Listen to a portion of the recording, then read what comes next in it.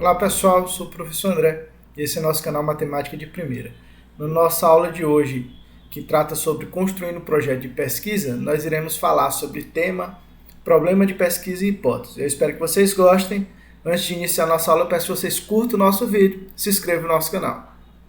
Bem pessoal, como eu havia mencionado, no nosso curso Construindo um Projeto de Pesquisa, nesse primeiro momento nós iremos abordar o tema, o problema e hipóteses, como construí-los. Vamos logo fazer uma definição sucinta do que seja um tema de pesquisa. Então, na realidade, o que é um tema? É a área de interesse da pesquisa, ou seja, o tema é uma proposição genérica e abrangente do que se pretende pesquisar. Tá certo? Eu trouxe aqui alguns exemplos. Por exemplo, o uso de jogos no ensino de matemática é um tema de pesquisa. O uso de TICs no ensino de matemática. E aqui eu grifei porque o exemplo prático que nós iremos usar mais na frente é exatamente a versa sobre o uso de TICs. Tá? Então, o tema nada mais é do que uma proposição genérica, abrangente do que a gente pretende pesquisar.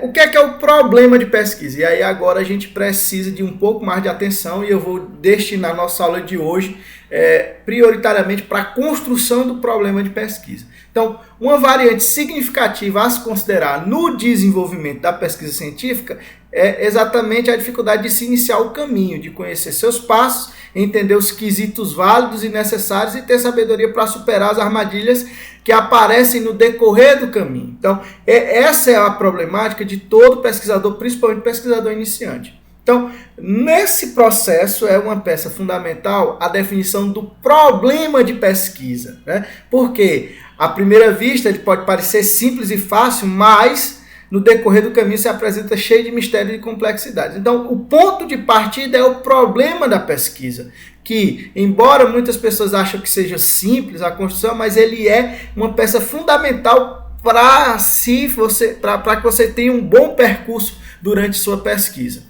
Tá certo? Com relação ao problema de pesquisa, eu gostaria de fazer dois questionamentos iniciais. O primeiro, por que a gente formula um problema de pesquisa? Né? E o segundo, como é que a gente vai formular esse problema de pesquisa? Bem, a partir dessa aula de hoje eu quero que vocês consigam responder a essas duas perguntas. Tá? A questão do porquê formular vem exatamente de encontro, né, ou vem exatamente pelo fato, né, da gente necessitar ter uma luz, um norte, uma orientação inicial daquilo que a gente vai pesquisar. Então, o problema de pesquisa ele nos dá exatamente o direcionamento inicial daquilo que a gente quer fazer durante todo o processo de pesquisa científica. Como formular um problema é o que nós vamos discutir agora nas próximas apresentações, nos próximos slides. Tá? Então, definição de problema, né, de pesquisa. Então, o que é o problema? Ele consiste, né, em dizer de maneira explícita, clara, compreensível e operacional qual a dificuldade com qual nos defrontamos e que pretendemos resolver. Ou seja, é algo explícito, claro, compreensível e operacional que nos diz o seguinte: o que é que eu quero resolver? O que é que eu quero resolver? Né? Então, segundo o Gil, né, e aí Antônio Carlos Gil, nem todo problema é passível de tratamento científico. É preciso identificar o que é científico do que não é. Em geral, um problema ele é de natureza científica quando ele envolve variáveis que podem ser tidas como testáveis. Ou seja, nem todo problema é científico. Para ele ser científico, não necessariamente ele precisa ter resposta, mas ele precisa ser testável. É preciso que, a partir desse problema, dessa pergunta, a gente possa ter condições de testar, de propor e de chegar a possíveis respostas. Então, quando isso ocorre, a gente está tratando de um problema de pesquisa. Tá? E trouxe aqui algumas regras básicas, né, para o problema de pesquisa. Primeiro, antes de mais nada, o problema ele deve ser formulado em forma de pergunta. Né? Segundo, ele deve ser claro e preciso. Né? Ele deve terceiro, ser suscetível de resolução, ou seja, ele tem que ter a possibilidade de se resolver. E outra coisa, né, o último, por fim, deve ser delimitado e viável, ou seja, um problema de pesquisa ele deve ser uma pergunta que não é tão abrangente, ele deve ser bem delimitado e deve ser viável de ter uma resposta. Então, se nós seguirmos essas 4 regras básicas, nós com certeza faremos e escreveremos um bom problema de pesquisa, tá? Vou trazer aqui um exemplo prático. Então, imagine vocês que no estágio de vocês ou em programas como o PIBID, o Residência Pedagógica, ou até mesmo nos projetos integradores, vocês se deparam com uma sala de aula, né? Vamos supor que é uma sala do primeiro ano do ensino médio, em que a realidade é o seguinte, os alunos estão desmotivados em sala de aula, eles usam muito celular, muito smartphone, né? E eles estão com dificuldades em compreender o estudo de gráficos de funções. Então, imagine essa situação hipotética em que vocês estão numa sala de primeiro ano do ensino médio, em que os alunos encontram-se desmotivados, com muita dificuldade no estudo de gráfico de funções, e nas aulas vocês percebem que eles usam muito o smartphone deles, muito o celular dele.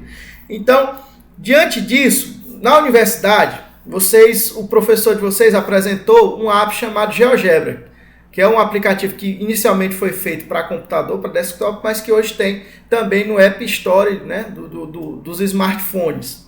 Então, assim, diante de tudo isso, dessa realidade, se você quiser fazer um projeto de pesquisa nesse locus, digamos assim, nesse local, a primeira coisa que você vai fazer é elaborar o problema de pesquisa.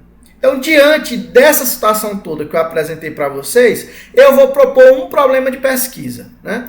Um problema de pesquisa é o seguinte, ó, quais as contribuições do app para smartphone GeoGebra no ensino de gráficos e funções? Olha só a pergunta, concisa, passível de resposta específica, porque eu quero saber as contribuições de um aplicativo de celular no ensino de um conceito específico. Então, esse problema é um belo problema de pesquisa para que a gente responda.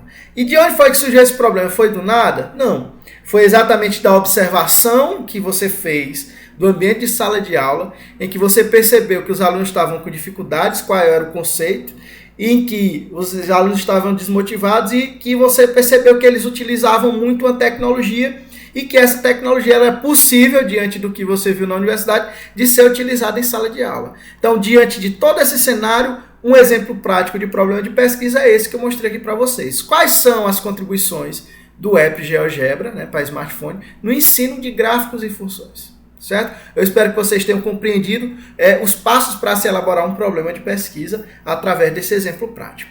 Tá?